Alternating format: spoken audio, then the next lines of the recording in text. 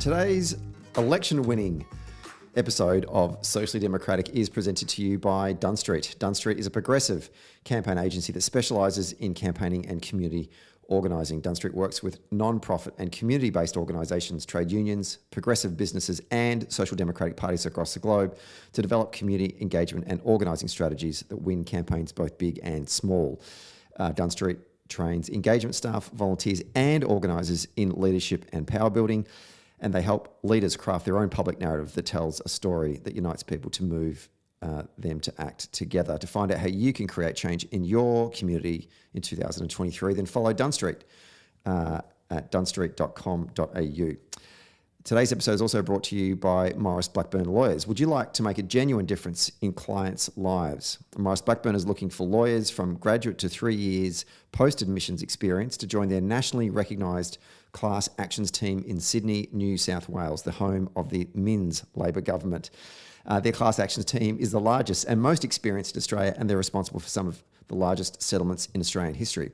And if you're driven to make a difference and are passionate about litigation and the law, then Morris Blackburn would love to hear from you. Simply go to morrisblackburn.com.au to find out more. Really should have turned off my email before I did this read. And finally, today's episode is brought to you by SwiftFox. Every moment of your campaign matters. You need the tools that you can trust, the lists that are up to date, phone banks that can change minds, emails that drive donations, and events that will energise the community both online and offline, and text blasts that distill your message perfectly. SwiftFox CRM is made for campaigners by campaigners. And to find out more, simply go to www.swiftfoxcrm.com to win your next campaign.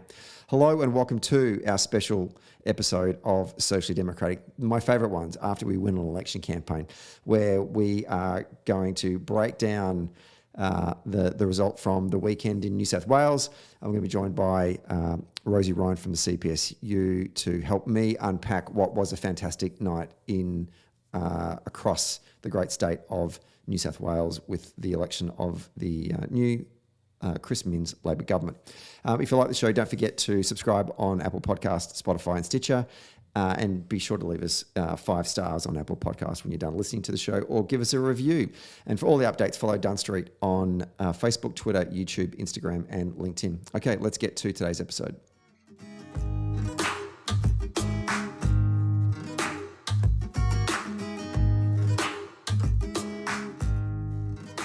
We are taping this one on a Thursday on the lands of the Wurundjeri people, and joining me on the line from the People's Republic of New South Wales, the home of the new Minns Labor government, is Rosie Ryan from the CPSU. Rosie, welcome back to our final episode, and what a joyous episode it is. Thank you, Stephen, and it still feels quite odd and nice to hear New South Wales described that way. Not how it has been for a long time. It has been a while between drinks. I was thinking about this morning as I was walking back from a meeting.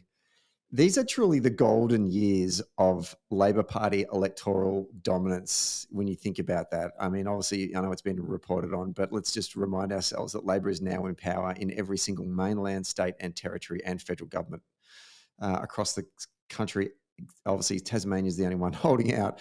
I think I read somewhere over the weekend, over 60% of lower house seats in our parliaments across the country are held by Labor members of parliament. That's an incredible statistic. Yeah, it's incredible. The tide's really turned.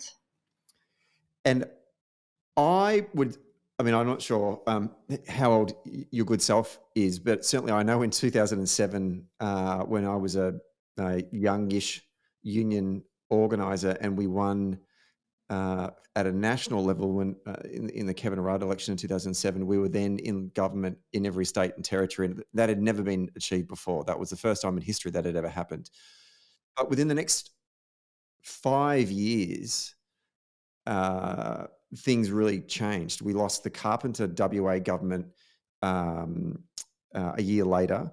In 2010, we lost the Victorian state government. In 2011, we lost the New South Wales state Labor government. In 2012, we lost the Queensland state Labor government. So within 5 years, WA, Victoria, Western Australia and New South Wales all flipped to Conservative. This time around in 2023, I don't feel like that's going to happen. We don't have elections for a while anyway, but I can't see us losing in Western Australia. I can't see us losing in South Australia. That's a brand new government. I can't see us losing in, obviously, New South Wales. I can't see us losing federally. I know things can change, right? You get cocky. Don't jinx it. I know. But do you know what I mean? Agree. Like right now, with this very positive outlook, it looks good.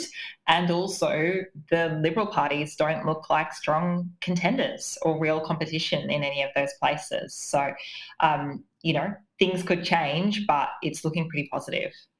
And I think, we as Labor people tend to, when things aren't going well, we're very good at being very critical of ourselves. But I think when things are going well, it's good to stop and actually go, well, hang on a minute, this is pretty good, right?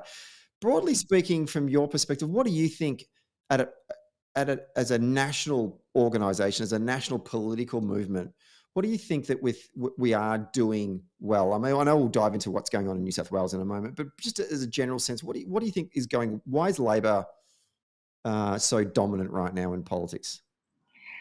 Yeah, I think there's a bit of a domino effect with it as well. Like seeing competent Labor governments doing good things for the community, not scary, not too out there, just actually delivering on the services people need, leading effectively, having good leaders in there, does really help. And certainly, federally, Labor coming into power, you have felt just much more of a pro-Labor vibe, whether it be in family or social circles or at work. Just people are much more positive. There have been points in time where the Labor brand is incredibly tainted, particularly in New South Wales, and it has really felt like it's not a dirty thing to say that you're Labor, and it's not something that you should be scared of bringing up at a party because people are going to behave very oddly in response. And that kind of positive wave that federally we've had shows that, all this Liberal fear-mongering about how terrible Labor is, how radical and how much change will come, it's not that scary to elect a Labor government. And that transition from a long-term Liberal government into something new doesn't have to be scary either. So I think we're seeing a focus on the issues that actually impact people's lives, the services they care about, integrity in politics, all of those type of things. And we're also just seeing good governing and people wanting their governments to govern and to do things for them, which is obviously a bit counter to the Liberal ideology and playbook of just shrinking everything and cutting everything. So I find it really encouraging. Yeah, I mean, you hit the nail on the head there, isn't it? I think that particularly with incumbency, once elected, we've seen from the Palaszczuk government in Queensland, the Andrews government in Victoria, the McGowan government in WA. It's lovely to say all those things. And in the embryonic stages, certainly of a Malinauskas government in South Australia, is that once they do get the levers of power, that they use that wisely to deliver. And to your point, and I should say an Albanese government at a national level. Yeah, you're right. I don't think voters want governments to create too much craziness or chaos. But they do want to see things getting done. They want to see service delivery. State governments very much are set up in our federation to be providers of those services, the critical ones, schools, hospitals, and public transport and that kind of stuff. And when they do deliver on it, then they get rewarded. And I guess that's the big challenge, isn't it, for the Minns government now, is to get in there and actually start to do stuff. Yeah, because they got elected. The key messages were stopping privatisation and how terrible privatisation is, and it's great. New South Wales Labor has not always been at this point on this journey, and they're there now, and the community is behind them. And also on getting pay rises for essential workers and public servants, and we saw in seats where those people live, we saw rewards for Labor in the results, and teachers, nurses out there campaigning, talking to people about the issues. So they will have to deliver, and they've really clearly committed around those issues. Yeah, absolutely. Well, let's talk about some of those seats that Labor won on election night, and what a wonderful evening it was.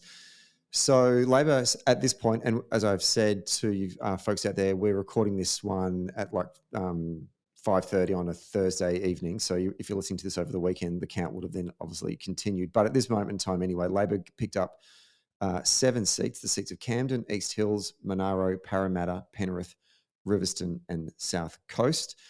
The Independents picked up the seats of Wakehurst and Wallandilly.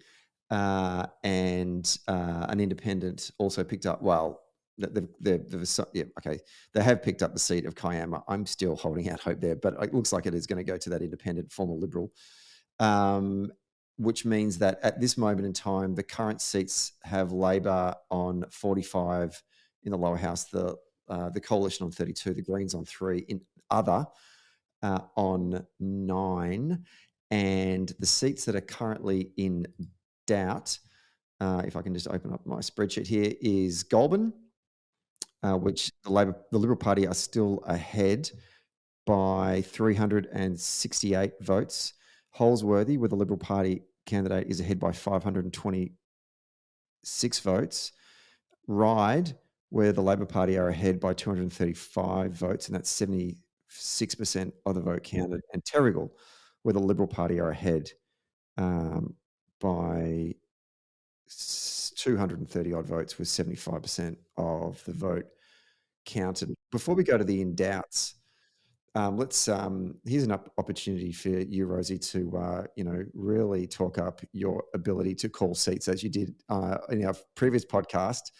What were the seats that, out of those 7 that we picked up, which ones surprised you, or which ones were like, okay, yeah, that did make sense, and what did we learn from those results?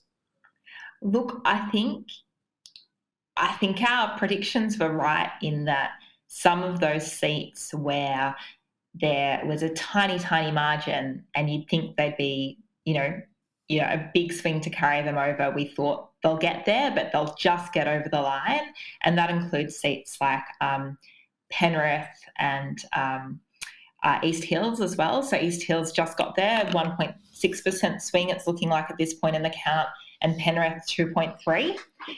So we made it, but not by the kind of big swings that we saw, like 14% South Coast, which people doubted, but was then one of the first seats to be called on the night. Everyone was in shock. I was very validated. Yeah, indeed, absolutely. Yeah, the red wave of the South Coast. If only we were looking a bit better in Kiama. And then, I think, Riverstone we thought we'd pick up. Parramatta, absolutely, 15% swing, I think, yep. With Donna Davis getting up there. And Monaro did, 14% swing. I think that did really well, despite the kind of chaos of chopping and changing of candidates in there. Bringing back a very popular former local member, I think, really worked there. And then I know this isn't a seat picked up, but Bega, 17% swing to the LP, to talk more about the South Coast, bloody hell. Running an obstetrician gynecologist who's delivered everyone's babies in the electorate really works as a candidate, particularly when they're a lovely, popular person, but very much recommend that. So look, I think our predictions broadly played out, but in some of those seats where we did see big swings, it wasn't quite enough for the kind of swing needed, and that would include, Oatley has fallen short, was in the count there for a bit, and Kiama, where, despite the charges against the Liberal, now Independent, being out there and everything, popular local member has gotten back in. So it will be interesting to see, he might be suspended from Parliament, might not be, but has definitely gotten back in with the community's backing at this point in the count. But I hope you're right. I hope we can hold out hope there, Stephen. The seats needed, Labor's too short of getting to that magical number of 47 to form a majority government. And looking at the 4 seats in doubt, Goulburn, Holsworthy, Ryde and Terrigal. Ryde, we are, as I mentioned before, ahead by 200 odd votes at the moment. One thing that I think that I've started to, I guess my my theory has started to move away from the traditional theory. Obviously, was pre the days where a lot of people pre-polled, as in literally turned up to the pre-poll and voted in person.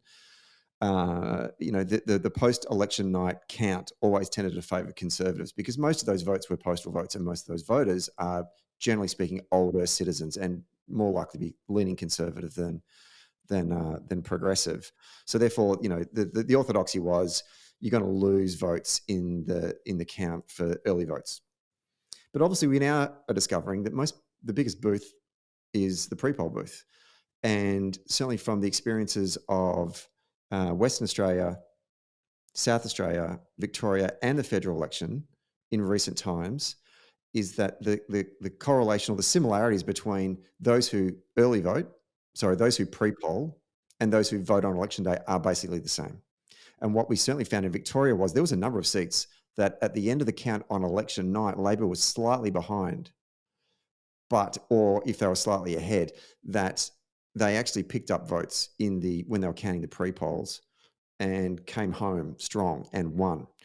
So I'm looking at these seats of Goulburn, Holsworthy, Ryde and Terrigal, and I'm just wondering, one, I feel like we hold Ryde just based on that theory. If the theory is that pre-poll reflects what happens on the day, then we hold Ryde. We are behind in Holsworthy, which was a seat where Unions New South Wales also put resources into.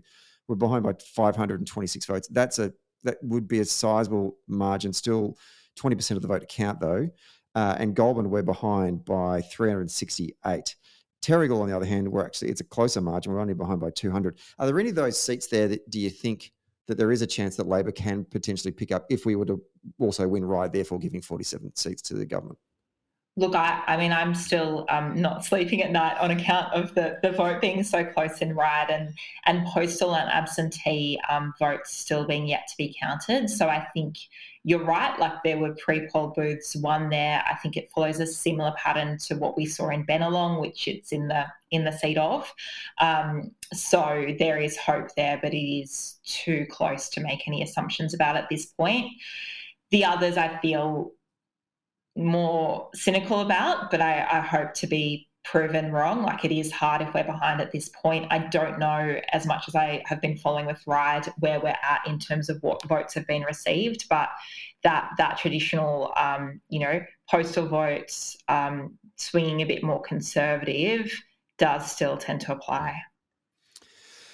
I'm interested, obviously the independents picked up Wakehurst and Wallandilly, but we did not see this teal wave that everyone keeps on talking about. So therefore, I'm going to make the assumption now that this teal wave was the federal election was an anomaly, and we can really start to put it down to some things like the ability to, like we talked about in the show last week or the week before, big funder that can actually centralise, bankroll a campaign, and two, someone like Scott Morrison that clearly was pissing off wealthy, socially progressive types that could coalesce around a particular candidate. What's your read on this so-called teal movement? Yeah, absolutely. And look, I think we've reflected before that similarly to Victoria, a lot made of it, but doesn't necessarily translate at the state level. This is not a wave.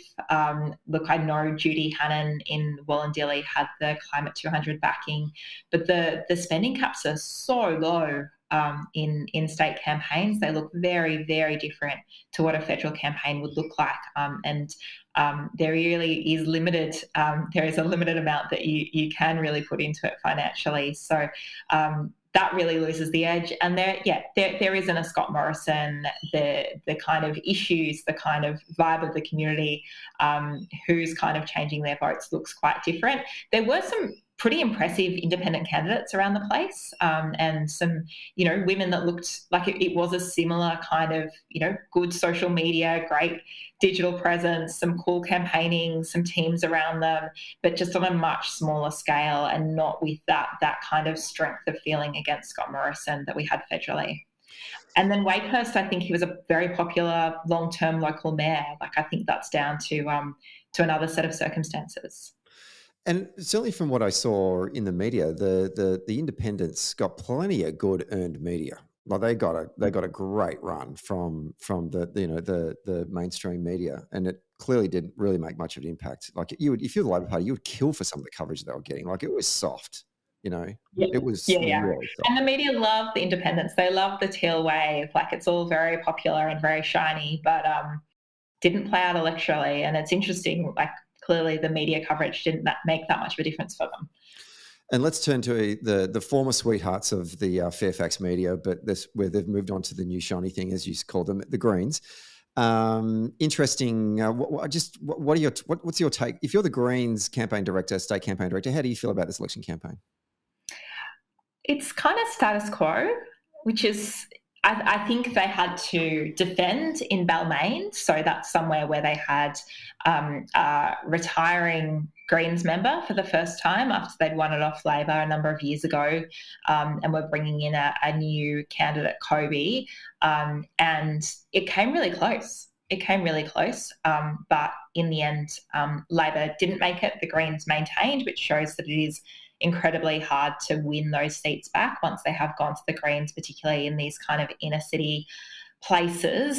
And then they've got Ballina and Newtown, and where they're, particularly Newtown, Jenny Leong is very entrenched, but that's once again 3 seats.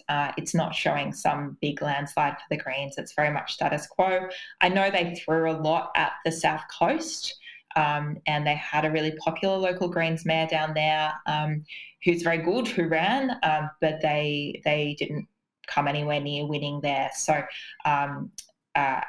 that experiment didn't work out. But I think, status quo for the Greens. If things change, if Alex Greenwich in the seat of Sydney, who's a very popular independent, if he didn't run again, I imagine they would be trying to get in there as people kind of move out from the inner city into the kind of outer inner west, whether there's other seats that they'll really knuckle down and go hard in as demographics change will be interesting to see over time. It's also funny, the 3 seats you talked about that the Greens that they did retain, they were in a contest in Ballina with the Nationals, and they had a 2.7% swing to the Greens on a 2-party preferred basis, and a just under 2% swing to the Greens in Newtown against the Labor Party. But in Balmain, an 8.2% swing on 2-party preferred to Labor. And as you said, just falling short, behind in the count at the moment by about 1,300 votes.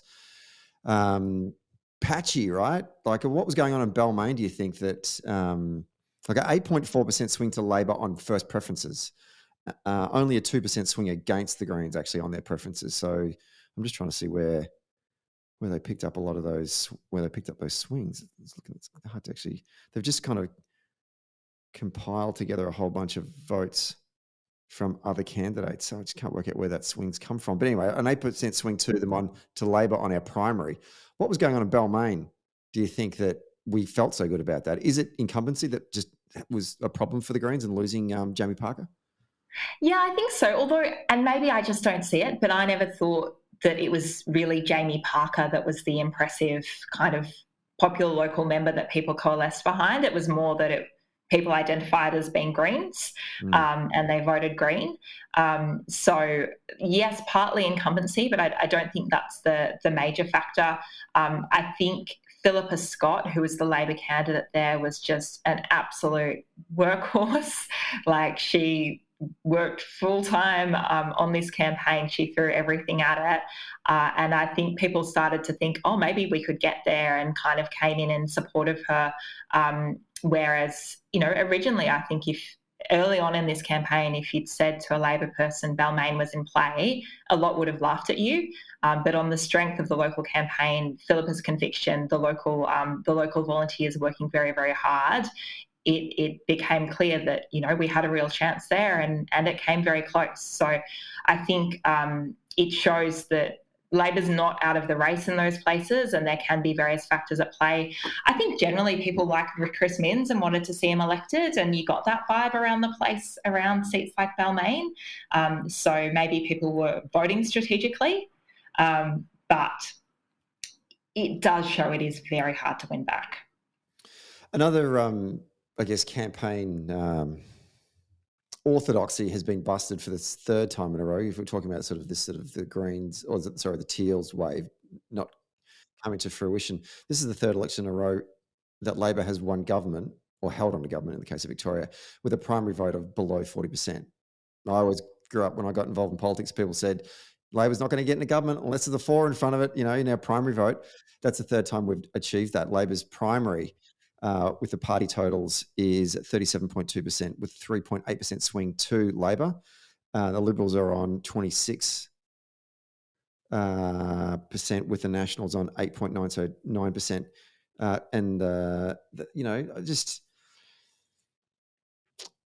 want to get your thoughts on that, because I think it's going to take a while for a lot of us to kind of come to terms with it. We can form government, but don't necessarily need to get 40%, because there are so many other candidates running in these races, and it's just a matter of kind of grabbing all these preferences on the left to be able to then get these candidates over the line. Your reflections on that?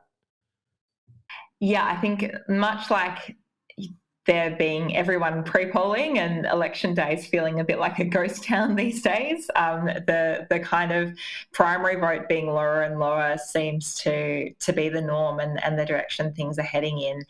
I think it becomes quite difficult to predict outcomes, particularly in our optional preferential voting system, where you have multiple minor parties of varied political persuasions, some people following the harder votes and preferencing, others not.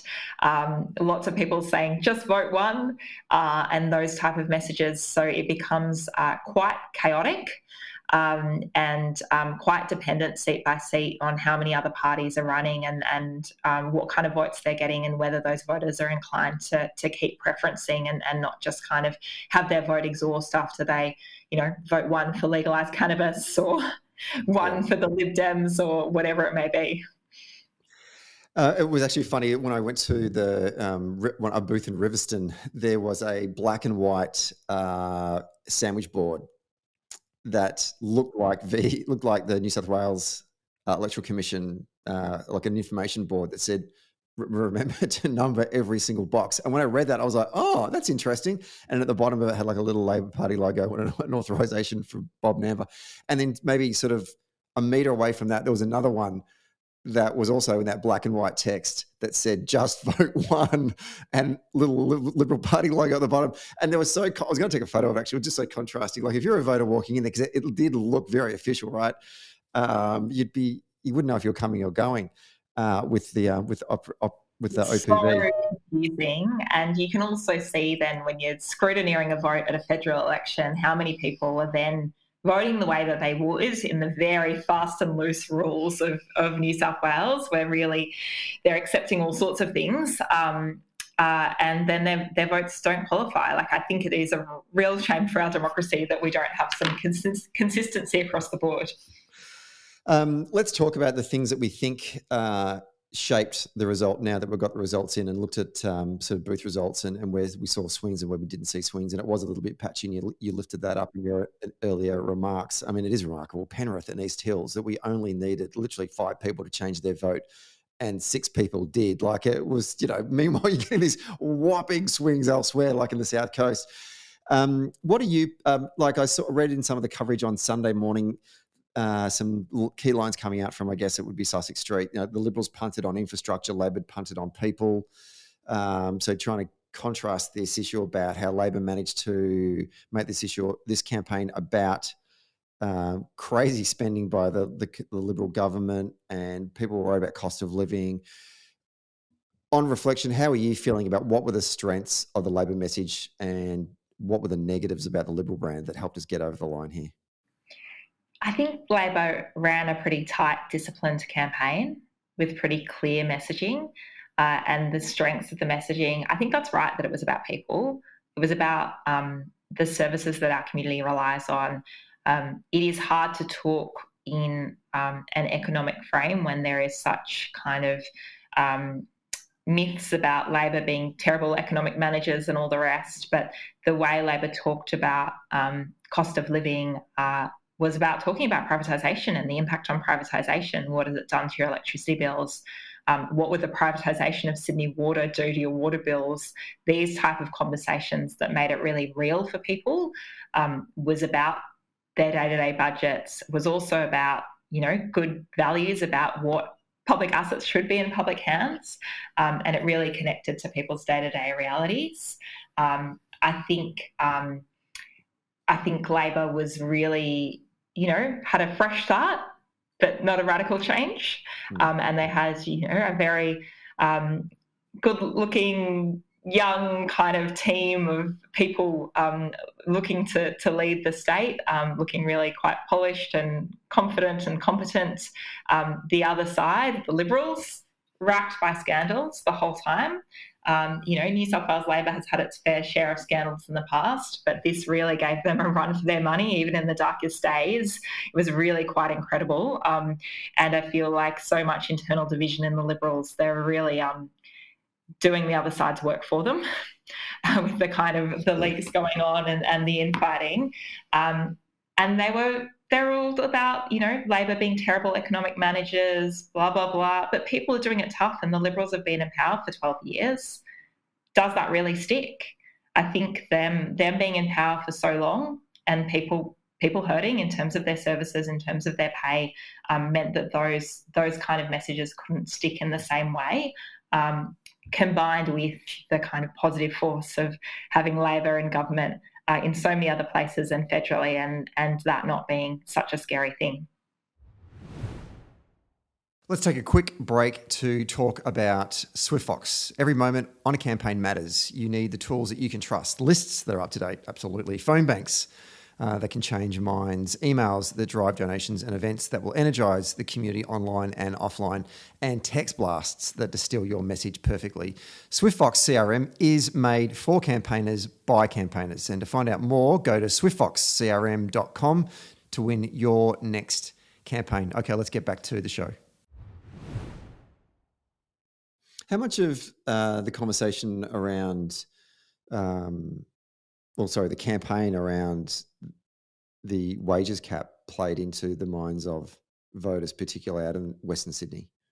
I think it was big. And I think that we saw some great campaigning by the unions, getting out there, talking to people about the wages cap, what that actually means as well. So when you talk wages cap, that's very kind of, that by itself doesn't mean much and doesn't mean much to a lot of people. But when you're saying this is what it means, this means that teachers are leaving our schools. It means that we can't attract and retain people in teaching, nursing, paramedics. And that means that we can't get the healthcare or the education for our kids, whatever it may be. I think they did a really good job of tying in that narrative. And those problems are so big that, it's the workers feeling them, and it's also the parents, everyone who's had to interact with our healthcare system, our education system. These things are known, they're felt, they're lived realities. So I think they did a really good job, and I think that issue absolutely tied in. And I saw, I don't know where you were, Stephen, on election day, but we had tons of teachers, overwhelming numbers of teachers in their More Than Thanks shirts lined up talking to people outside the local school where people were going to vote about the party's records and what this election meant. And that was really powerful. It's a brutal form of campaigning, and Gigi, glad that when they're on your side, that I was in Parramatta, and there was actually someone from the ANMF was handing out, and I actually had a great chat to her about some of the experiences that they're going through right now in hospitals. She's an organiser for the ANMF, but obviously was on the tools at one point in time, and a young woman as well. She's her journey through to doing the work that she's doing now is actually quite interesting. And she's genuinely concerned about the future of health in her state and the role that nurses play and the treatment they've got. So enough for her to motivate her to, dedicate her Saturday to this campaign, which was really interesting. Absolutely. And the healthcare system is terrible, particularly as you go outside cities and into the regions. It's really, really shocking stories. And look, I wouldn't want to be a Liberal turning up to a polling booth surrounded by teachers and nurses who are furious. I think that would be quite a scary prospect. And, just to continue with that theme of the unions, obviously Unions New South Wales played a significant role in this victory. They, invested their resources specifically in 6 seats, won all of them except for Kiama. And I think Kiama is a kind of, as Mark Murray had said on the podcast a couple of weeks ago, it is our Smoky. And geez, they went close. One of my takeaways from that was they resourced those seats early. And I'm talking really early, like last year, they put those organisers on the ground, and I've said this thousands of times on this podcast, if you invest in a campaign with resources early, you are going to get reward from that, as opposed to just rocking up at the last minute and trying to flip a seat. So props to the union movement for doing that. I feel like now they've got a right to a seat at that table, right, going forward with the Minns government to say, okay, we helped you get there, but now we want to start to see some things in return. I want to get your thoughts on that. Yeah, I think that's so critical. And, the Unions New South Wales, their union members were out there talking in their own communities, saying essential workers deserve better. We've had, the whole election be dominated by messages from Labor about what workers need, being anti-privatisation. So they really do need to follow through. They haven't been in government in a long time, so I know they're staffing up and putting together their dream teams. But the union movement needs to be really central to how they govern and delivering for these workers and actually making change there that will be palpable. By the time the next election rolls around, things need to feel very different for those workers. Talk to me about, looked like you mentioned before about a fresh new team, and obviously all of the bunting that was on our polling booth had, the whole, the starting 11 kind of thing, right? Of all the caucus leadership flanking Chris Minns. And you're right, it was young faces, also a lot of women on that team, which is great to see. Just want to get your thoughts on some of the younger people and some of the gender balance coming into this new parliament from Labor's side. Yeah, look, I mean, the Liberals set the bar very low when it comes to women and women's representation, but Labor's done well, and I'm so excited about some of their new faces coming in. They're not all young, but like some of the women coming in, lots of good representation from former mayors and local councillors. So we see, Karen McEwen in Penrith, Donna Davis winning with huge swings in Parramatta, Liza Butler down on the South Coast as well, Kylie Wilkinson in East Hills, and I really hope that Lyndall Howison gets there.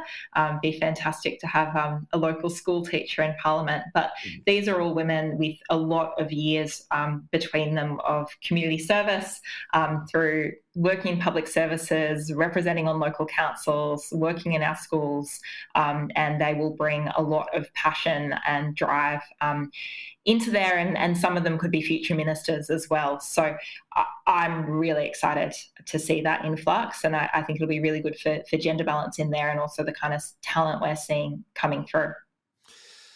Can I talk about who do I want to talk about next? Oh, I know what I want to talk about. I want to talk about the media. Sydney Morning Herald, obviously, over the course of the campaign, really were going about pokies and gaming and trying to make this campaign about that.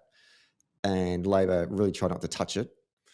Daily Telegraph, particularly in the last couple of weeks, really started to attack Chris Minns and his leadership in terms of no one knows who you are, which I think is somewhat ironic because you're just putting him on the front page of the paper. Therefore, now people know who you are. Neither of these campaigns really landed. And for me, I think this is just another piece of evidence to prove that the media are irrelevant when it comes to shaping the outcome of elections. And I really hope the new government take heed from this and not, when they're crafting their communication strategy, that they're not going to sort of shit themselves about, oh, we need to be on 2GB or we need to be on this particular person to get our key messages out, and for it to just lead the way that shape the narrative the way they want to do. I just want to get your thoughts on the media's performance in this particular campaign. Yeah, I think you're right, Stephen. And I think, as we were thinking before, the kind of media coverage would make you think that there was a teal wave coming when that was absolutely never going to happen. So they were out of touch. They didn't reflect how the election ended up voting, and it was just a bit messy and embarrassing in terms of the types of issues they tried to, really hang on to, and the kind of dirty stories at the end being like, oh, we don't know who Chris Minns is. You're right. Maybe that got him some extra platforming. People thought, oh, doesn't sound too bad. But it was pretty embarrassing on their part. I think because it didn't reflect the election results, I hope that New South Wales Labor take heed and aren't too reactionary and responsive to them. But absolutely. Didn't see a lot of great reporting. No, not at all.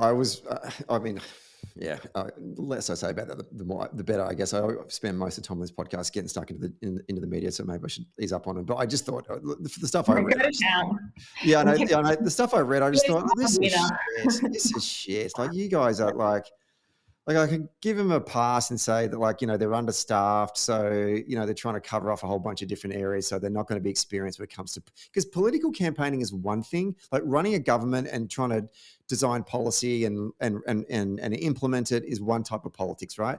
But political campaigning in itself is a different type of politics, and just the way that they were covering it, I just thought, you guys have got no idea what you're talking about. And you're instead of just reporting the news, you're actually trying to create the news yourself. That's what I saw, particularly with the gaming stuff. It was like, oh, we've got an agenda and we're going to run it. And it turns out you were wrong because no one gave a shit. Well, broadly speaking, anyway. Yeah, and it's interesting. I don't think, if they're going to hitch their wagon to a particular issue that they think is going to be the defining issue of the election, it really fell short of that. It's definitely something that people brought up, that I had raised with me by voters, that was around the traps, but it wasn't resulting in changes to votes in a big way, I don't think. And most of the people worried about it, I think, were people that were like, oh, I'm voting this way, but it's a shame about their policy. Yeah. Can we talk about cultural change within the party and the journey that the party, particularly the New South Wales branch, has gone on over the last decade? And think back to 2011. And I remember speaking to Sam Dastiari at the time, who said, and this was before the inevitable election loss that Labor was about to suffer, he said, well, now we're about to find out exactly how loyal our voting base is, because if they're still prepared to vote for the Labor Party after all the things that we've done in recent times, then that's what we're going to discover. What is the bedrock of our Labor base? And it turned out to be around about 26, 27% primary. Someone else remarked to me on election night going, we've come a long way from where we were in 2011, in which the biggest Labor Party branch was at Long Bay Prison. Obviously that wasn't the case, but it's a lovely gag to suggest about what was going on in terms of the corruption. Things weren't great for the Labor Party in New South Wales back in 2011, and it's been a long road back for the party. And I sort of thought, and when I was a party official in Victoria and sort of engaging with my colleagues in the New South Wales branch at the time, sort of, there seemed to be like 4, 5, 6 years after that, there was a bit of denial. That's what I thought anyway, still like using hashtag Fortress New South Wales, even though you're getting your ass handed to you election after election. You look like the Nottingham Forest fans in the 1980s. Look, you were big in the 80s, but you're not that good anymore kind of thing. But then something shifted, and I want to get your thoughts on this, because the New South Wales now that I see, and the people that I hang out with both professionally and socially, they're younger. There's more diversity. There's more, and I mean diversity in so many different ways. Diversity of ideas, opinions, views, far less arrogant, far more grounded, far more open to learning and growing, far more willing to accept a terrible Victorian to come up there and actually help and work on their campaign for the last, 7, 8, 9 months, right? That wouldn't have happened 20 years ago, because New South Wales and Victoria have hated each other very deeply, but I know so many wonderful activists that have come up and helped us, and vice versa. Yeah, and I was a bit drunk at the time, but in my Uber back from the Brighton Lassans Novotel back to my hotel in the city, I thought to myself, the Labor Party in New South Wales is just sort of standing. I know it was election night, we're all happy, but I was just talking to a whole bunch of people and going, this is a really lovely party. Like, there's a great people here. There's a lot of energy in this room. People that there's just it felt like solidarity, and I was really happy for the election result. And that's a long way from 2011. And I just want to get your thoughts about the shift that we saw within the branch over the last couple of years. What's that down to? What are your reflections on that? Yeah, I mean, there's so much to say on this, Stephen. And look, the first state election I would have campaigned in, I moved down from Queensland to go to uni, and I campaigned in the 2011 one, and you're pretty much spat on for being Labor. Like the level of hostility, you'd have people screaming at you, the perception, and it quite founded because of some of the cases that were around, was that everyone was horrendously corrupt and disgraceful and didn't deserve to govern. So I feel quite scarred, and I know everyone kind of that I know in New South Wales Labor, heading into a state election, you're like bracing yourself to go out there into the streets and be hated for wearing a red shirt. And it didn't feel that way this time at all. Like, that did not come up. There was not that hostility. People weren't having a go at you. It had moved on. There's been enough years that it's moved on. But the project internally, in terms of New South Wales Labor, has been a really critical one to that. There have been a range of reforms. There's a lot more work to do. But the Lavarch review that was carried out after the Calamaine Aldi bag full of cash saga made a series of recommendations about reform to the party office and how the party operates. And they were really aimed at not having it be this kind of rotating door of people that were in there just to get themselves a seat in Parliament, and actually professionalising the show, having merit-based recruitment processes and getting people in there on the basis of their skills rather than on the basis of their loyalty or how much, of the hard yards they'd done in service to a particular person in there. So you really see, there's currently people in the digital and fundraising space that come from those backgrounds and have worked on many campaigns or different organisations outside of the movement and have brought that expertise in. And that's something we would never seen before. And it shows in the quality of the content that they produce. There's lots of good young people on the way up. And I think there's a much greater commitment to working cross-factionally and working for wins, and a real commitment to cultural change there, so that we can claw our way back from the wilderness and actually win government and make a difference. But there was some really bloody years there, and a lot, within party office, but also within the state caucus, lots of division. The Jodie Mackay, Chris Minns divisions were really hard with those leadership battles, but it has all those hard yards have paid off, and I think winning government shows it. And there's nothing better than having government to govern, and real positive change to make, I think, for the party's culture and our future. Let's and I can't add any more than that. That's fantastic, and it's just been great. And I think right across the country, everyone's so pleased with the result that happened on Saturday night. Let's now turn our attention to the Tories and the world of pain that they're about to go through.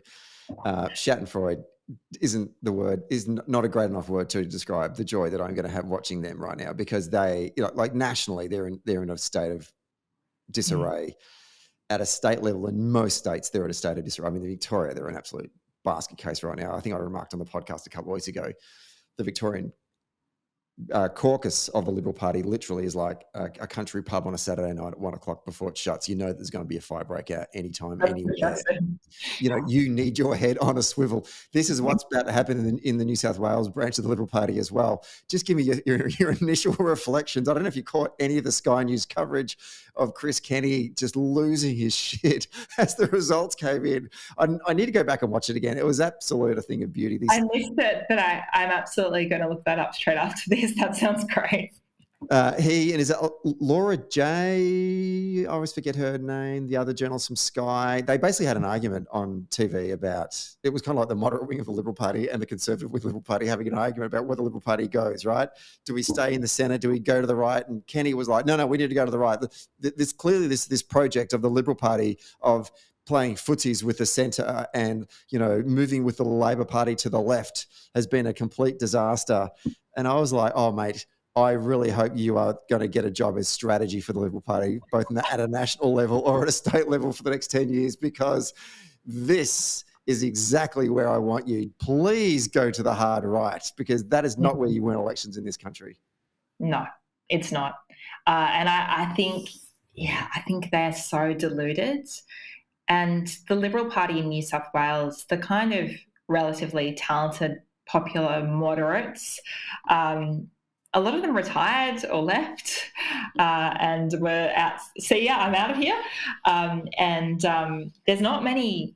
There's not many left, and they wouldn't have the support internally because there's just so many hard right ideologues whose view of the world is just totally clouded by their own beliefs, who absolutely think that the party's gone too far to the left and that's why they've been punished, which is not the reality at all. We're seeing a similar thing with the Liberals federally. Like the messages they will take from this election are totally different from the messages that others will take. And I think they'll dig themselves into this far right party of opposition that is not in a position to govern and won't be for a very long time, increasingly irrelevant. And a world of internal pain, not to sound too happy about it. Yeah, absolutely. Like I mean, certainly what we're seeing both at a national level and at a state level in the other states, it has been problematic. Some of them have been able to kind of keep it under wraps, but if you're talking to people on Spring Street or wherever, on North Terrace in Adelaide, you're hearing snippets of the fact that they're kind of keeping the show together, but things aren't going very well. And the longer you're in opposition, then these problems start to really manifest. It will be interesting to see who they select as their next leader.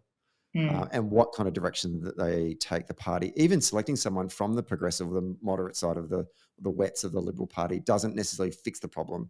We saw this in Victoria. They've selected someone John Pesutto, who's seen as a moderate, but he's having problems trying to keep everyone in the tent. Well, look at Malcolm Turnbull. If you don't exactly. have support from your party, then you're not going to get... And they get such a free run from the media because the media is so desperate.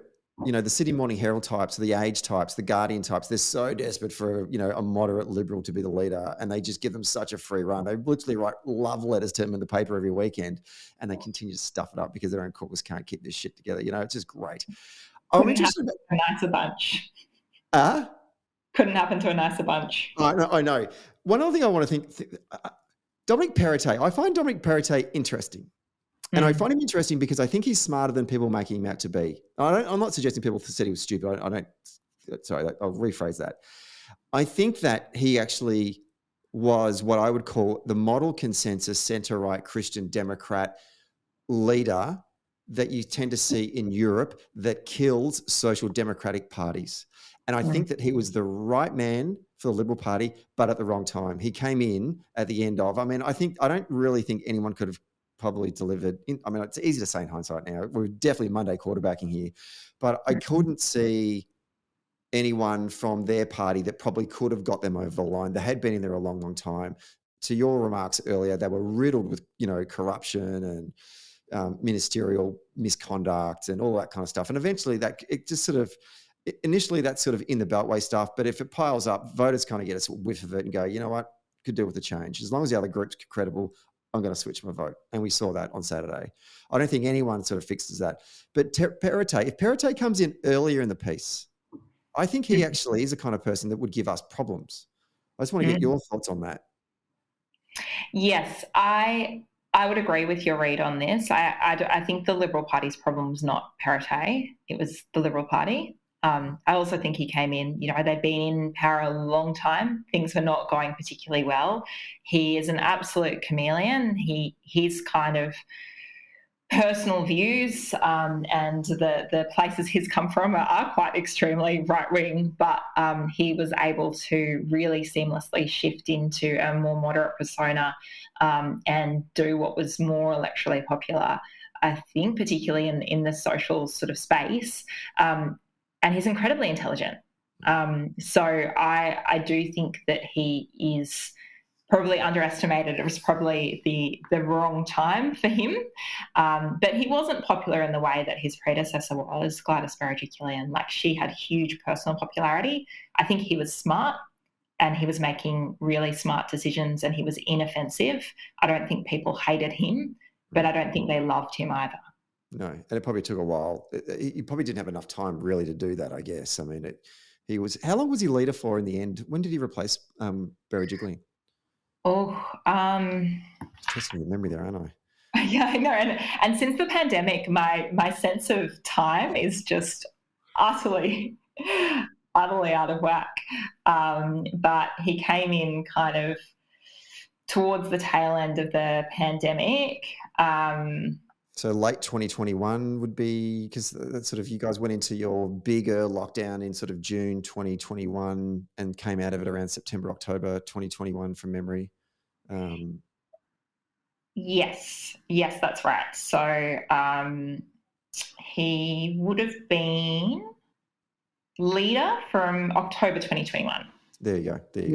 So not a long time at all, really. But he was smart, he was well-spoken, he was clever, but also a bit of an awkward praying mantis, not particularly relatable with his 7 children. Like, I don't think people warmed to him. I think he made the most of the position and changed himself in the ways he needed to. But I think Chris Minns has a lot more potential as a relatable, popular leader.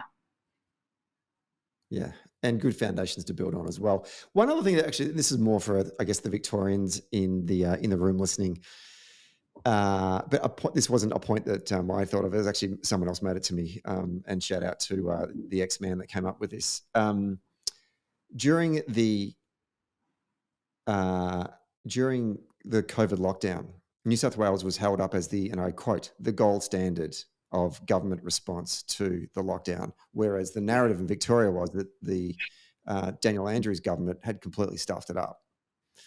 And since we've left this COVID period, we've had 2 elections in which Daniel Andrews was returned with an increased majority, and the Liberal Party that ran this gold standard response to COVID got turfed out. And I would just want to put it on the record on this podcast to those Conservatives in New South Wales and in Victoria that were talking up the New South Wales Liberal government's response and talking down the Labor Party's response, who's in government now and who's not in government now. That's all. I just want to put that on the record. And what shirt are you wearing, Stephen? I know. It looks awfully like a Liberal shirt. I know. I'm glad you brought that up, actually. For the people watching on YouTube, yes, I will stand up so you can see it. It says lost.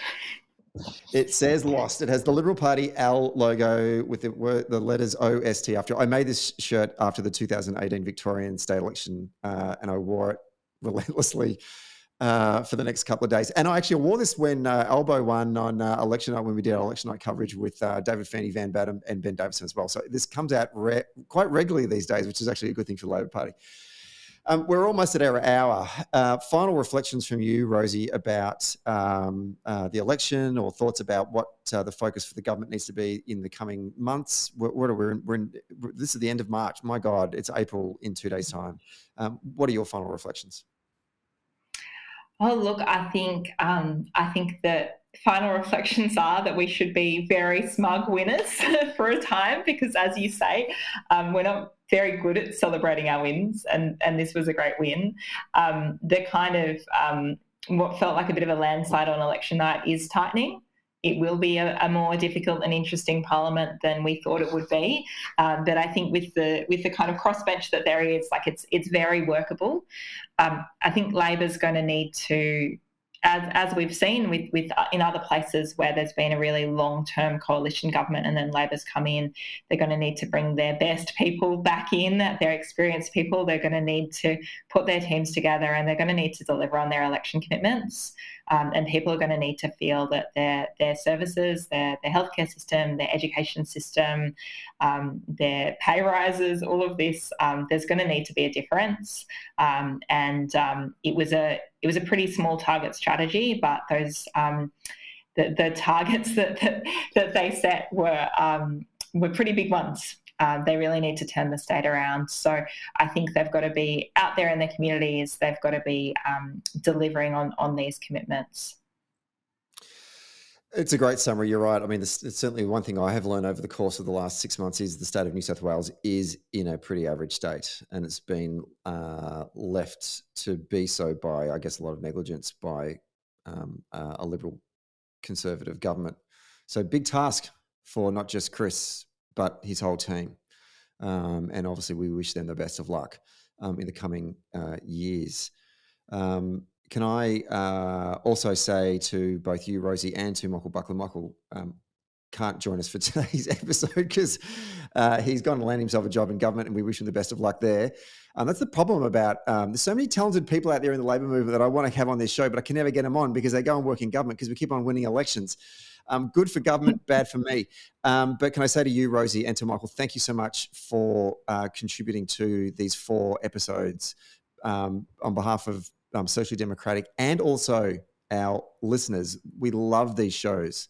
And we really, really appreciate both your time and your energy and your insight that you contributed to these 4 weeks. And also so glad that we got a great result on Saturday night. And it was great to meet you in person on the Saturday night as well. Great to meet you too. Yeah, and it's so nice to be celebrating a victory and to have been on this journey with a happy ending to it.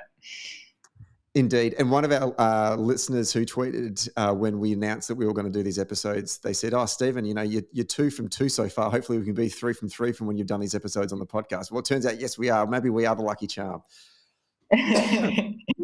Anyway, I don't know if that's actually the case, but we're very happy to do these episodes. We hope so. Why not? Why not? We hope yeah, absolutely. We hope everyone else out there in podcast land have enjoyed these episodes as much as we have. Rosie, thanks very much for coming on the show. We'd love to get you back on again and talk about some of the work you're doing, certainly with the CPSU, that wonderful union. But until then, keep doing the great work, and we'll talk to you soon. Thank you so much, Stephen.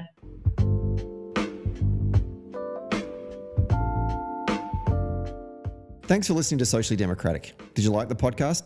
Hit the follow or subscribe button and be sure to leave a review on Apple Podcast or Podchaser. And to get all the latest on Socially Democratic, follow Dunn Street on Facebook, Instagram, Twitter, and LinkedIn. And we'll see you next Friday. Socially Democratic was brought to you by Maurice Blackburn Lawyers.